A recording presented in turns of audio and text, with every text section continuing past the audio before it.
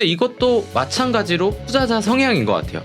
오른 거 따라갈래? 그동안 너무 오랫동안 쉬었던 거 아니면 단기적으로 조정을 받은 걸 살래? 이 컨셉이기 때문에 조금 더 마음이 편한 거는 아무래도 좀 후자가 되지 않을까.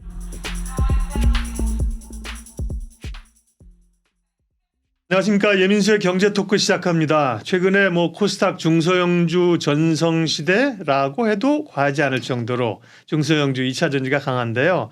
중소형주를 집중적으로 또 리서치하시고 발굴하는 독립 리서치 밸류 파인더 이충원 대표님과 함께 중소형주 투자를 어떻게 하면 잘할 수 있을까, 또 상반기에 어떤 주식을 주목하면 좋을까 이야기하겠습니다. 어서 오십시오. 네, 안녕하십니까. 요즘 밸류 파인더가 잘 나가가지고요. 여기저기 기사들이 막 챗 GPT가 유명한데 밸류 GPT 이것도 만드셔갖고 막 그냥 하려면 네. 줄 서야 되는. 와, 어떻게 지내세요? 요즘에 또 탐방을 계속 다니면서 네. 시장에서는 요즘에 워낙 증시가 올랐는데 나는 내 계좌는 그러니까. 아닌데 이런 분들이 또 워낙 많으니까 예. 참 이게 어려운 시장이구나라는 걸 느끼면서 그러면 차라리 이렇게 관심을 못 받고 차라리 주가가 하락을 할 때 그걸 좀 중소형 실적이나 이런 모멘텀이 있는 종목들을 많이 찾아다니자. 그러니까 좀 이렇게 생각을 해서 매달 한 10개에서 15개 정도 탐방 이렇게 좀 다니고 있는 상황입니다. 와, 매달 10개에서 15하는 게 말이 그렇죠. 근무일수 20일, 토요일 날 주말에는 가시기 어려울 거니까 일단 그분들이 근무를 안 하니까 오라고 안 할 거예요. 20일 동안 10개, 15개라는 거는 하루에 되면 두 군데 이렇게 다니신다는 얘기예요. 그죠? 대단합니다. 요즘은 지수는 좀 갇혀 있잖아요. 네. 그러면서 이제 코스닥 중소형주가 가니까 굉장히 좋은 장인데요. 그럼 중소형 좀 원론적인 거라 죄송하지만 중소형주에 투자했을 때 장점, 그다음에 또 좀 단점도 있을 거잖아요. 그죠? 어떤 게 있을까요? 일단 장점은 만약에 어떤 섹터다라고 하면은 요즘에야 시총 상위 코스닥이 더 잘 가긴 하지만 보통의 반도체 아니면 2차 전지 했을 때는 사실 시가총액이 낮은 종목들이 더 강하게 상승하는 경우들이 많으니까 약간 플러스 알파를 더 추구한다. 난 반도체 섹터가 오를 것 같은데 삼성전자를 사는 것보다는 그 아랫단에 있는 종목을 사면은 삼성전자 5%올 때 이거는 예를 들면 10% 오를 수 있으니 차라리 아래쪽에 있는 종목을 더 이제 아웃퍼폼할 수 있는 거를 하겠다라고 했을 때가 스몰캡 투자의 가장 좋은 강점이 될 거고, 반대로 단점은 일단 물량을 싣기가 힘듭니다. 시가총액이 예를 들면은 1,000억에서 2,000억 사이면은 예를 들면 크게 주식 투자하시는 분들 같은 경우에는 살 때는 끌어올리면서 사야 되고 팔 때는 내리면서 팔아야 되기 때문에 그런 물량 조절이 힘들고, 그 정도 투자자가 됐으면 좋겠네요. 그리고 모든 투자자들한테 약점으로 적용을 하는 거는 바로 이제 오버행 같은 물량이 나올, 그렇죠. CB나 이런 걸 BW 발행 그렇게 해서 자금 조달 어려울 때 많이 하잖아요. 하는 경우가 좀 있고. 그리고 또 3월에는 특히 더 조심을 해야 되는 거는 또 이제 감사 시즌이 오는데 사실 거래 정지라는 게 대형주는 그럴 리가 거의 없죠. 하지만 중소형주에도 최근에 기사 보면은 60개 종목 이렇게 쭉 리스트가 나온 이런 기사들도 있던데, 그렇기 때문에 더더욱 실적에 집중을 하는 게 상대적으로 이제 장점들을 대형주의 장점과 중소형주의 장점을 모두 아우를 수 있는 게 결국은 스몰캡일수록 단순히 테마만 보는 게 아니라 실적도 같이 봐야 되는 이유가 또 거기에 있는 것 같습니다. 맞아요. 그래서 중소형주일 수 있도록 더 잘 알고 더 공부를 하고 더 확신을 가져야 되는 겁니다. 그렇죠. 대형주는 조금 공부는 조금 덜 해도 돼요. 왜냐하면 사실은 그죠. 이렇게 실적이 변동성이라든지 그럴 일이 적잖아요. 그죠? 어떻게 보면 수급이나 기다리는 시간만 가지면 사실 대형주는 되는데 중소형주는 좋은 매력이 있는 반면에 변동성도 있고 그래서 이제 투자자들을 대신해서 기업 탐방도 다니시고요. 앞으로도 요즘 기사 많습니다. 밸류파인드에서 얘기한 종목들이 쭉쭉쭉 올라오면서 시중에 관심을 갖고요. 또 그런 홍보 너무 많이 하면 또 보시는 분들이 불편해하시니까 시장 얘기하면요. 그러게, 그럼 이렇게 당분간은 시장은 지수는 갇혀 있고 개별 종목 장세 흐름이 이어지는 건가요? 어떻게 보세요, 시장은? 일단 사실 어느 경제 유튜브나 TV를 봐도 지금 2차 전지 아니면은 SM 딱 이런 이게 거의 주류를 이루고 있는 그러한 상황인데, 그런 측면에 있어서 결국 특히 코스피는 2월에 이제 나온 기사를 3월 초에 나온 기사를 보시면 아시겠지만 환율이 더 떨어져가지고 외국인들의 매수의 유인이 상대적으로 적어지고 사실 이걸 환으로 계산을 하면 사실상 더 손실이다라는 얘기가 있는 반면 코스닥 같은 경우에는 오히려 뭐 에코프로비엠이나 LNF 그리고 어느덧 오늘자 기준으로 SM이 시가총액 코스닥 5위로 또 올라왔거든요. 네. 그러다 보니까 이런 뭐 2차 전지 뭐 여기에는 사실 뭐 공매도에 따른 뭐 쇼커버라던가 이런 얘기들도 너무 많긴 하지만 어쨌든 지금 시가총액 상위에 있는 종목들이 2차 전지와 이런 엔터 쪽으로 채워지고 있고 일각에서 얘기하는 거는 지금 코스닥에서 제약바이오 섹터가 차지하는 비중이 7년 내에 거의 최저치에 달한다. 물론 이게 뭐 오늘 같은 날 뭐 셀트리온 제약, 셀트리온 헬스케어가 올라오기 전 얘기겠지만 그만큼 수급이 공백이 있다. 그게 그 추세를 반영하는 거예요. 말씀하신 것처럼 뭐 코스피와 삼성전자가 1위를 시총 1위를 내줄 일은 거의 연하겠죠, 그죠? 300조 넘는데. 근데 코스피도 거기서 한 10위권 내에서 종목에 움직이면 2차 전지가 지금 올라오는구나, 반도체가 오는구나 이걸 알고 코스닥도 대표 종목이 바뀐다는 건 그 시장의 흐름을 읽을 수 있는 거잖아요. 그렇죠. 네, 그게 이제 상위의 움직임들이 요즘은 역시 뭐 2차 전지 엔터 말씀하신 게 제일 많고요. 네.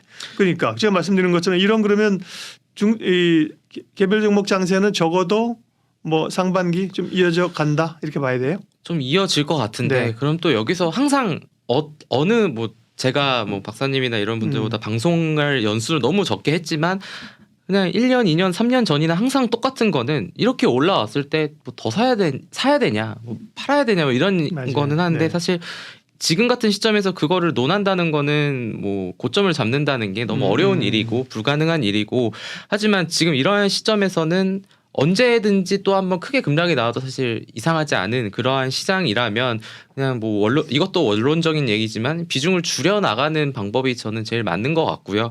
그렇다고 해서 뭐 2차 전지가 뭐 지금 당장 내일 하락한다라고 말씀을 드리는 게 아니라 그만큼 오른 만큼 또 떨어질 수도 있고 그리고 또 내려갔던 종목들이 또 올라올 수도 있으니까 그런 측면에서는 이제 제가 항상 얘기하는 게 트레이딩을 잘하는 성격인지 그러니까 단기를 잘하는 성격인지 중장기를 잘하는 성격인지를 투자자 성향이 다 다르니까 약간 제가 비유를 하는 거는 약간 내향적인 사람한테 외향의 성격을 강요하거나 외형적인 사람한테 내성적인 성격을 강요하는 건 사실 맞지 않잖아요. 그래서 사실 그냥 제 개인적으로 말씀을 드리면 저는 2차 전지나 이런 SM 같은 치고박는 이런 트레이딩의 성향은 아니거든요. 네네. 그럴 거면은 아까 제가 초입에 말씀드렸지만 그러면 차라리 이런 시점에 실적도 괜찮고 모멘텀이 있는데 시장에서 부각되지 않은 이런 종목들에 한번 시선을 한번 돌려보는 건 어떨까? 그리고 좀 기다려주는. 그래서 약간 내 차례가 오기를.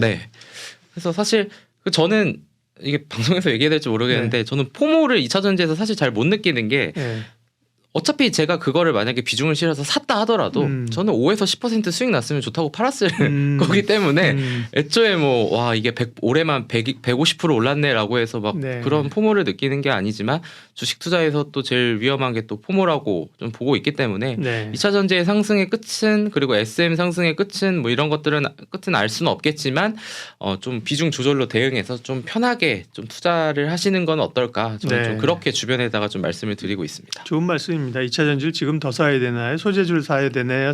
세를 이게 중요한 게 아니고 그렇죠. 결국은 자신의 그 방법론을 한번 점검해보는 그런 게 훨씬 더 중요해요. 뭐 작년 연말에 2차 전지 급락할 때 뭐 다들 후덜덜했잖아요. 야 이제 끝났나 그죠? 막 그랬는데 뭐 지금이 또 열광하고 누누이 말씀드린 것처럼 지금 2차 전지 사냐 그게 중요한 게 아니라니까요. 시장을 어떻게 바라볼 것이며 나는 어떤 스타일의 투자가 맞고 어떻게 갈 것인가가 맞으면 아니 2차 전지 뭐 뜨거운 거 이런 걸 핫한 것만 하시는 분은 스타일이면 쫓아가면 되는 거죠, 그죠? 뭐 돌파 전략으로 쫓아가면 되는 거예요. 손절치고 그죠? 그게 불편한 분들은 자기에 맞는 전략을 구사하고 그런 걸 이제 감안하고 나서 그러면 이제 사실은 상반기는 생각보다는 지수는 1월이 강했고 지금도 강한 편입니다. 2월에 조금 숨고르기 했고 그러면 그다음에 그렇게 보면 2차 전지뿐만 아니라 로봇이 굉장히 한때 인기 있었잖아요, 그죠? 그다음에 AI 또 뭐 있었을까요? 지금 뭐 엔터 뭐 최근에는 무슨 예를 들면 소재, 화학 이런 것도 그렇고 좋게 좀 보시는 섹터나 업종은 어떤 거예요? 일단 뭐 말씀하셨던 뭐 로봇 챗 GPT 관련주들 사실 다시 또 돌아보면은 좀 고점 대비해서는 한 10에서 20%는 또 조정이 나왔거든요. 그거를 기다리시는 분들도 주변에 좀 많은 것 같아요. 어차피 지금 시장은 순환매고 돈이 몰리는 대로 가고 그렇다고 해서 뭐 해외에서 뉴스 언론을 봤을 때 챗 GPT에 대한 얘기가 또 안 나오는 건 아니거든요. 그리고 로봇도 뭐 최근에 이제 뭐 튀긴 로봇 해가지고 튀봇 뭐 이렇게 네. 또 이제 특허를 뭐 이렇게 상표를 뭐 출원했다라는 소식에 또 로봇주들도 반응이 있었는데 사실 그런 거 외에도 우리가 또 볼만한 거는 시장에서 별로 얘기는 나오고 있지 않지만 제 개인적으로는 이제 우주항공청이 또 이제 개청에 대한 얘기가 나오고 있고 그리고 뭐 스타링크가 이제 또 올해 2분기쯤에는 한국에 상륙을 하지 않을까 뭐 이런 얘기도 있고 그리고 이제 두 번째로는 디스플레이 관련해 가지고 이제는 진짜 너무 쉬어도 너무 쉬었다. 거의 3, 4년을 쉬었다. 그래서 디스플레이 섹터도 한번 보자라고 얘기들도 좀 여의도에서는 나오고 있거든요. 네. 그래서 근데 이것도 마찬가지로 투자자 성향인 것 같아요. 옳은 거 따라갈래? 그동안 너무 오랫동안 쉬었던 거 아니면 단기적으로 조정을 받은 걸 살래? 이 컨셉이기 때문에 조금 더 마음이 편한 거는 아무래도 좀 후자가 되지 않을까. 근데 이제 조정을 받았다고 무조건 많이 떨어진 약폭 가대수는 아니고 말씀하신 것처럼 떨어졌지만 밸류에 비해서 과했거나 앞으로 주목을 받을 수 있는 뭔가가 있는 게 중요한 거잖아요. 다 싸다고만 무조건 하는 게 아니라. 그렇죠. 그리고 또 싸다는 게 또 기준이 이게 또 사람마다 다르죠. 우리가 전통적인 밸류에이션에서는 뭔가 PER이 저평가되면은 저평가다라고 하는데 특히 이제 2차 전지에서 얘기하는 거는 PEG 성장률로 피터 린치가 얘기한 게 지금 PER보다 성장률이 더 높으면 그거는 싼 거다. 그러니까 결국은 그 시대에 항상 트렌드를 다 반영한 맞게 이제 쓰는 것 같아요. 어쩔 땐 PER로 보고 어쩔 땐 PBR로 보고 그죠. 뭐 그냥 사실 적합한 잣대를 가져서 쓰는 거죠. 뭐. 그렇게 했으면 사실 딱 두세 달 뭐 작년 아까 말씀하신 2차 전지 그때라고 해서 성장률이 없었던 건 아니거든요. 근데 이제 오르니까 그런 것들이 또 붙는 그러한 것들이 있어서 어쨌든 뭐 주목할 만한 섹터 아까 말씀드린 뭐 최근에 시장을 주도했던 뭐 챗 GPT나 뭐 로봇이나 뭐 2차 전지 소재 뭐 엔터를 제외하고는 뭐 이런 우주항공청 같은 우주항공 산업 그리고 아마 또 디스플레이 산업 이런 부분들이 아마 한 2분기 어차피 2분기라 해도 이제 다음 달부터가 2분기인데 그런 종목들도 한 번씩 살펴보는 건 어떨까? 저는 좀 그렇게 보고 있습니다. 말씀하시는 동안 제가 잣대를 하나 만들어서 PPR 투자 심리 배열 사이칼라지가 P로 시작하잖아요. PHY 그죠? PER, PBR, PG가 아니라 PPR 심리 그죠? 사람들의 이 흥분과 광분과 혹은 좌절의 이 그 심리적 사이클을 우리 보면 최근에 이렇게 뭐라 그럽니까 탐욕과 공포지수 이런 거 나오잖아요. 그래 우주항공이나 디스플레이. 근데 이제 중소형주를 주로 이제 이충원 대표님 하시니까 그쪽을 여쭤보는 게 더 맞는 거죠. 근데 대략 이제 중소형주가 잘할 수 있는 섹터들을 또 많이 보고 주목하시겠네요. 예를 들면 IT 같은 거 지금 말씀하신 뭐 디스플레이나 이런 쪽도 그렇고 뭐 우주항공도 그렇고 뭐 그런 기업들이 많이 포진돼 있네요. 예를 들면 뭐 화학, 철강. 이런 쪽도 중소형주가 있긴 있겠구나. 그래서 뭐 제가 말씀드리는 종목은 오늘 그냥 3개 정도 다 그러니까 약간 전통적인 산업도 있고 이런 회사도 있었어 또 있고 진짜 약간 이런 것들이 있는 회사인데 일단 종목 얘기는 좀 따로 좀 하도록 할게요. 하나 기업 하나당 하나의 그 이슈가 되니까 따로 좀 보도록 하겠고요. 전반적인 이제 시장 분위기나 이런 것부터 좀 마무리를 하게 되면요. 우주항공 디스플레이 이런 거 얘기를 하셨고 그러면 중소형주 접근하실 때는 지금처럼 이렇게 산업의 어떤 트렌드를 보고 투자자들도 마찬가지입니다. 보시는 분들도 이쪽 산업이 될 거야. 혹은 뭐 쉬었으니까 이런 게 중요합니까? 아니면 뭐 일정도 감안해야 되고 주로 이제 중소형주가 볼만한 것만 해도 수백 개 뭐 되잖아요, 그죠? 처음에 접근을 어떻게 해야 돼요? 일단은 사실 처음에는 이 회사 괜찮겠다라는 회사 위주로 탐방을 많이 갔었는데 지금은 사실 그냥 다 가는 편이거든요. 갈 수 있으면 왜 다 가는 편이냐면 좋을 것 같다고 생각해서 갔는데 별로인 회사가 있고 별로인 것 같은데라고 갔는데 좋은 회사가 있고 이러다 보니까 웬만하면 다 가는 편인데 보통 일반적인 투자자분들이 종목을 뭐 저도 정말 찾을 데가 없으면은 조건 검색 같은 걸 이용을 합니다. 예를 들면은 그냥 너무 단순한 기준 일단 적자는 아니었으면 좋겠다 하면은 뭐 영업이익이나 순이익이 뭐 0원 이상 이런 식으로 설정도 할 수 있고 그러면서 뭐 적정한 시가총액 뭐 500억에서 예를 들면 1,500억 원 이하다라고 하면은 그것도 생각보다 엄청 많이 나오진 않거든요. 네. 그래서 하나하나 보면서 뭐 매출액이나 이런 실적에 대한 추이, 뭐 차트나 이런 것들을 봤을 때 그리고 어차피 이 전체적인 매크로 국내 증시에서 지금 어떤 섹터가 관심을 받는지는 투자자분들이 다 아시잖아요. 근데 너무 잘 알죠. 네, 이 회사가 네. 이 섹터인데 왜 못 올랐지? 약간 이런 데에서 시작을 할 수도 있는 거고. 네. 근데 또 이게 은근히 또 시가총액이 낮은 종목들이 탐방을 다 못 받는 경우가 있어요. 이게 안 받는 게 아니라 못 받는 게 좀 큰 기업 가면은 명함에 IR 가 있는데, 그죠? IR 팀이 있어요. 근데 중소형 부서는 예를 들면 경영관리팀이다 보니까 다 하시느라 바빠. 그래가지고 또 기관 탐방 올려는 기관들은 또 여러 곳일 수 있으니까. 그러다 보니까 그런 부분들이 있는데 그래서 저는 뭐 그런 어떻게 찾냐라고 보면은 조건 검색으로 말씀을 드리면은 일단 뭐 실적이 흑자는 나야 되고. 뭐 시가총액이 이 정도고 우리가 봤을 때 뭐 외국인 섹터 그리고 뭐 당연히 중요한 거는 이제 뭐 아까 말씀하신 뭐 CB나 BW 오버행에 대한 이슈가 있는지 이런 것들을 살펴보면은 이 조건만 넣어도 100종목이 안 나올 거예요. 네, 맞아요. 압축 몇 개만 조건만 되면 압축이 될 거예요. 그죠? 네.